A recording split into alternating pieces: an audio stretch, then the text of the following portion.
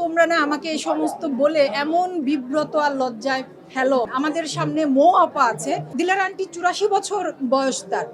তিনি এখনো কি দারুণ, কি দুর্দান্ত। তাদের সামনে তো আমি আসলে একটা এই ঘাস পাতার মতো। আমি আজকে পুরস্কৃত হয়েছি বহেমিয়ান ঘোড়ার জন্য। বহেমিয়ান ঘোড়া আপনারা সবাই জানেন হইচইতে মুক্তি পেয়েছিল একটি ওয়েব সিরিজ এবং ভীষণ ভীষণ ভালো দর্শক প্রতিক্রিয়া পেয়েছিলাম আমরা এটি রিলিজ হবার পর থেকেই। এবং এই বছর চলছে বহেমিয়ান ঘোড়ার পুরস্কারের বছর। ইতিমধ্যে বেশ কয়েকটি পুরস্কার আমি পেয়েছি বহেমিয়ান ঘোড়ার জন্য, সেই সাথে এটি যোগ হলো। আমার ধন্যবাদ, কৃতজ্ঞতা অমিতাভ রেজা চৌধুরী এবং বহেমিয়ান ঘোড়ার পুরো টিম, আমার সহশিল্পীরা যারা ছিলেন সকলের প্রতি। আমরা যে কাজটা করি এই কাজটা তো টিম ওয়ার্ক।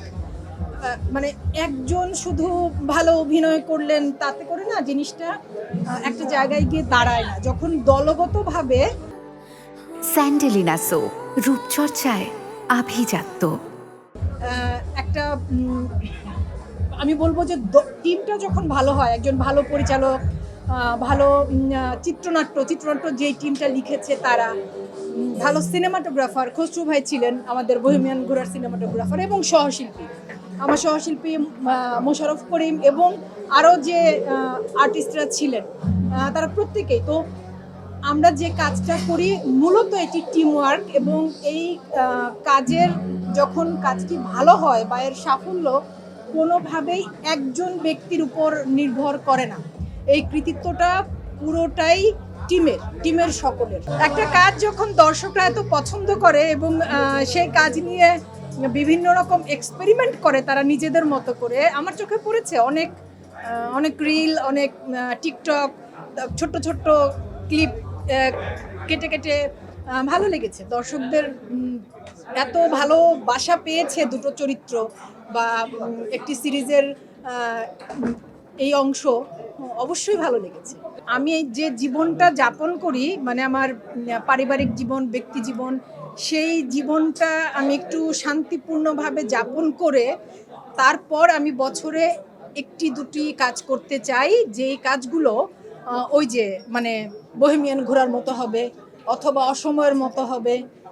মানে যে কাজ আসলে অভিনেতা হিসেবে আমার জন্য আমাকে আরেকটু সমৃদ্ধ করবে, আমি আরেকটু শিখতে পারবো, আরেকটু নিজেকে আবিষ্কার করতে পারবো।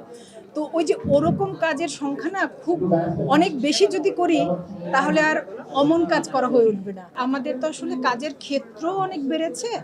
ধরেন আজ থেকে 30-35 বছর আগে একটি মাত্র চ্যানেল ছিল আমাদের দেশে, বিটিভি। তারপর ধরেন 25 বছর আগে আরও 5টি চ্যানেল। তো এখন আমাদের দেশে প্রায় গোটা 40 চ্যানেল, হয়তো বা তার চাইতেও বেশি।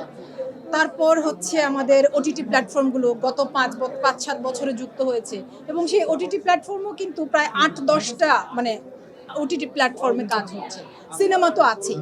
তো এই যে এত ক্ষেত্রে কাজ বেড়েছে, সেই জায়গা থেকে আমি বলবো যে আগে, এটা আমি এই জন্য বললাম যে আগে অ্যাওয়ার্ডের ব্যাপারেও আমরা আসলে দুটো অ্যাওয়ার্ডের কথা জানতাম, জাতীয় চলচ্চিত্র পুরস্কার আর আমরা ছোটবেলায় দেখেছি মেরিল প্রথম আলো।